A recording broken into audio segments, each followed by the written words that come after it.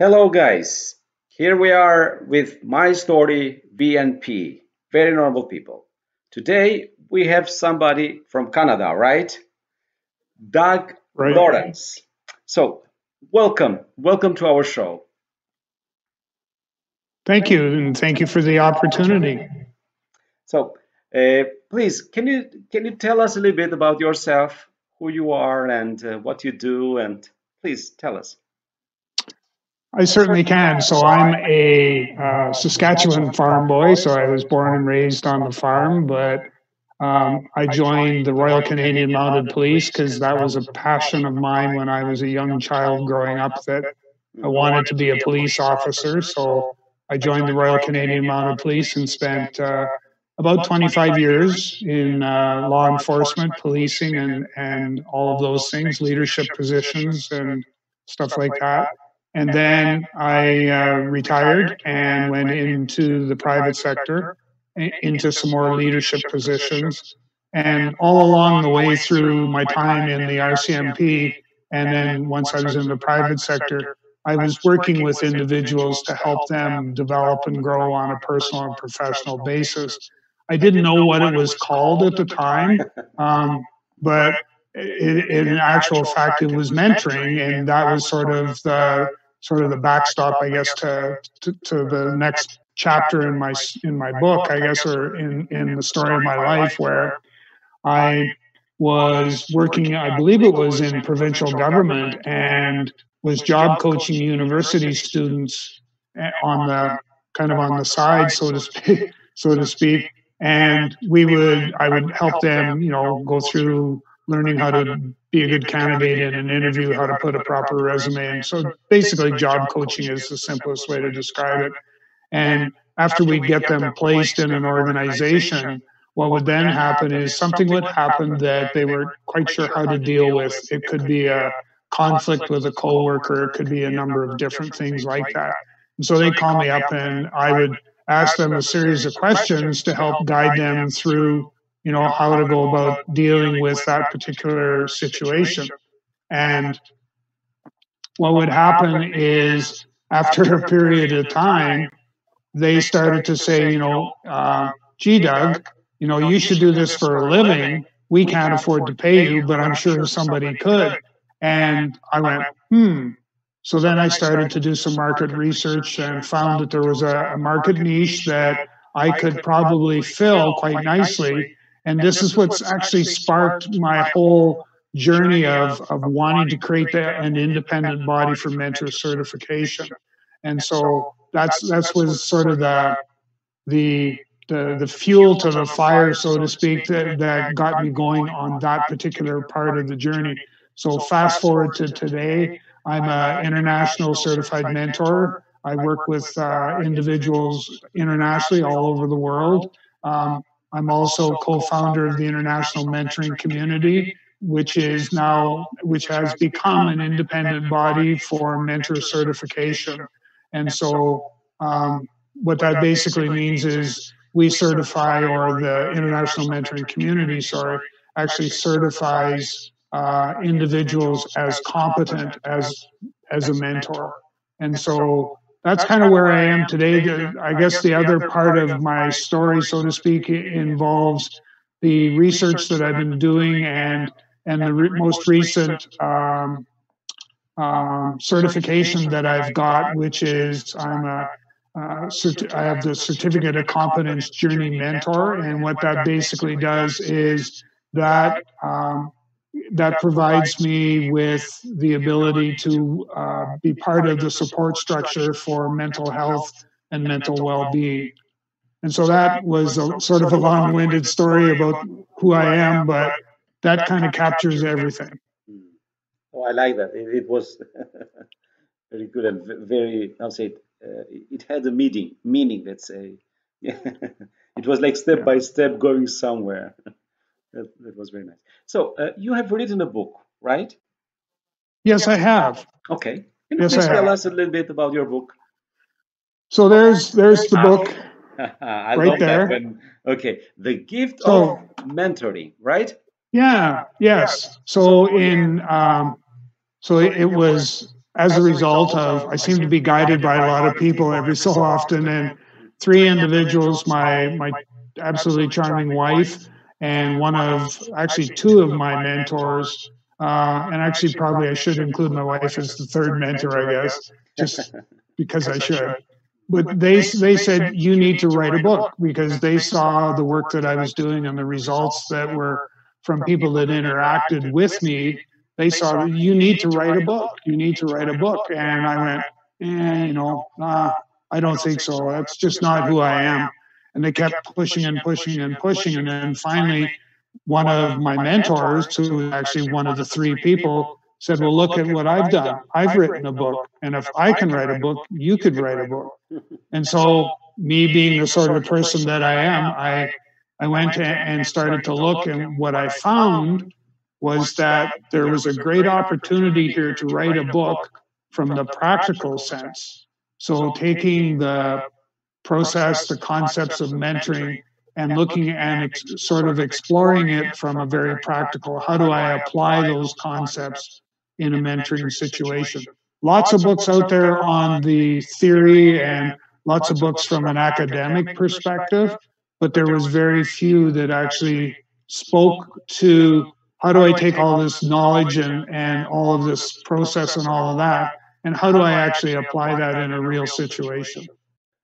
I totally agree with that because that is what I have seen personally, and that's why when I have guests in our show, I try to tell them, please, as much as possible, we use, let's say, the everyday words so people can understand a little bit, because sometimes when people do that, they understand one another, and there is a gap, nobody understands, and then is the other part that is like, I don't understand what they're talking about. Yeah. You know what I mean? And Yeah. and that is a very great need I see everywhere, because people, they think if they use big words they will be like, okay, come on, if you talk or write for somebody, you have to make it as soft as possible for him to to bite it in one sense, Yeah. I mean, to assimilate.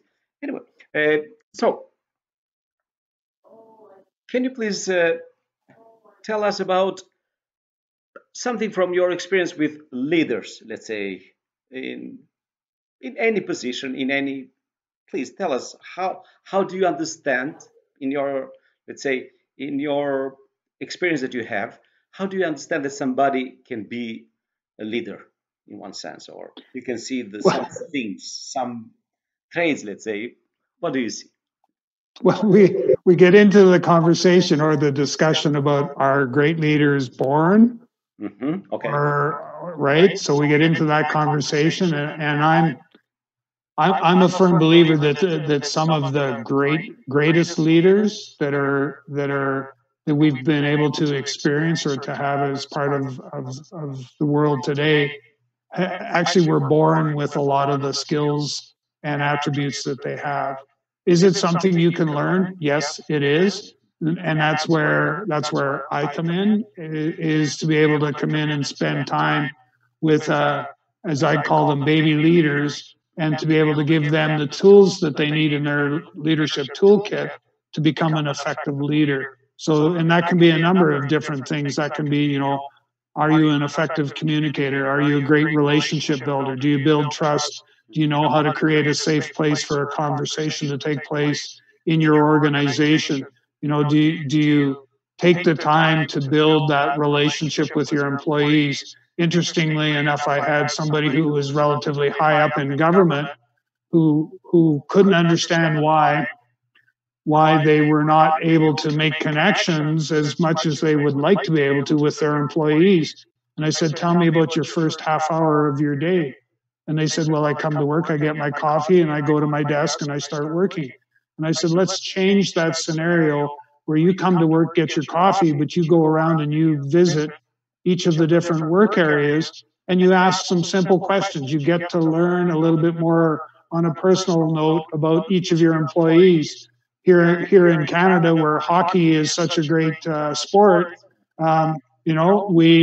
I said, ask one of the mothers, did little Johnny play hockey last night? How many goals did he get? You're creating that personal connection with your employees. And when you start to do that as a leader, you gain their respect. You also get them to engage more in where the organization is heading and how they can be part of it. So let's stay a little bit to the leaders because I think our world needs some good leaders. The ones that we have now, not all of them, but most of them, they're not doing their job well, or maybe they are just somebody pushed them there and just they have to. So a good leader, how can somebody not understand, see that someone who is in front of him is a good leader? I think the it's the connection that leader makes with that person. Okay. And so by connection, what I'm getting at is, you know how you have those people that you instantly can sort of relate to, that as soon as they start to talk, you go, oh my goodness, I really like this person because, they got some great ideas and I need to ask more questions and explore it more. For me, like I work a lot with, I have one of my clients is a organization where I'm actually mentoring the president and I think it's six other leaders in the organization. And when I look back, we've been together now probably 5, 6, maybe even 7 years. And when I look back over that time and the growth that they've made just based on, you know, understanding different techniques and stuff for having conversations, how to motivate people, how to, all sorts of different leadership techniques that I can just see, and I'm so proud of them because of the growth that they have made from day one to where we are now. And so those would be individuals that would sort of, they would be the shining star of leadership. And you're absolutely right. When we take a look globally, there is a global leadership talent shortage. I forget the numbers off the top of my head, but it's absolutely startling that how shy we are, how much of a shortage there is for leaders, good leaders, to be leading us into the future, especially in light of all the stuff that we've got, in front of us right now that are causing us all kinds of grief. So let's say in your experience, apart from leader, also with other people that you try to mentor them and whatever, you help them, let's say, to be successful in one sense in their lives. What are the biggest problems that you face? I mean, they face that you have to help them a little bit. The probably the biggest challenge that most people have today, it's two things. Number one, it's how do I build a relationship, a trusting relationship? So for me to engage my employees to be able to want to be part of the journey and all of those things, is there has to be a level of trust and there has to be that relationship. So that's one thing. The second is we have no clue how to communicate effectively. We have lost the art of being able to communicate with a number of different people, in our personal lives, with our family members and all of that, in the workplace, in the community where we are sometimes seen as leaders in the community. We've lost that ability to be able to do that. And so with the mentoring process, that's a lot of the area that I focus on or target to give people the tools that they need in order to be able to grow and expand their capabilities as a leader in the community, in the organization, and even in their own personal family life. We as a human, we need from the family, let's say from inside outside, we need always training, we need mentoring, we need people to lead us in one sense to the right point. Right. So I just wanted to ask you this question. I think I ask also other people, but this is a little bit now, let's say more and more, especially on YouTube, we see people that they say, okay, I'm a mentor or I'm a life coach. And I mean, everybody's now maybe some of them they do something, but they have read one or two or three or maybe 10 books, and sometimes they think, okay, now I can do it. I'm a good one, and they put videos on YouTube or somewhere else, wherever they have any page, and maybe they advertise a little bit because they have some money in the corner, and so they just try to do that. But what is going to happen with with this, let's say, with this group of people that they try to advertise themselves and maybe they are not what they proclaim in themselves? Well, that's actually very interesting because I wrote a piece that I called the hierarchy of mentoring, and it sort of followed Jim Collins's. For any of your listeners that do lots of reading, Jim Collins wrote the book Good to Great, where he talked about the 5 levels of leadership. Well, I decided that 5 was too many for me, so I shrunk it to 3. And so I've actually looked at the mentoring community, the mentoring space, kind of through the eyes of what does it take to be a great mentor? What does it take to be let me back that up. So what does it take to be a mentor? What does it take to be a great mentor? And what does it take to be an extraordinary mentor? And as you go through that hierarchy of mentoring, the skills and abilities of the mentor continue to grow and enhance based on the people that they're dealing with, based on, in some cases, they may be training others on how to become an effective mentor. So they may be working on an international basis. They may be working with people that are experiencing mental health challenges. And so each one of those scenarios, excuse me, fits into each one of those categories of mentoring. And so one of the things that kind of concerns me, and you've touched on it, is those individuals who think they are a mentor, so therefore they should mentor. And the thing that they don't realize is they actually hold that person in the palm of their hand.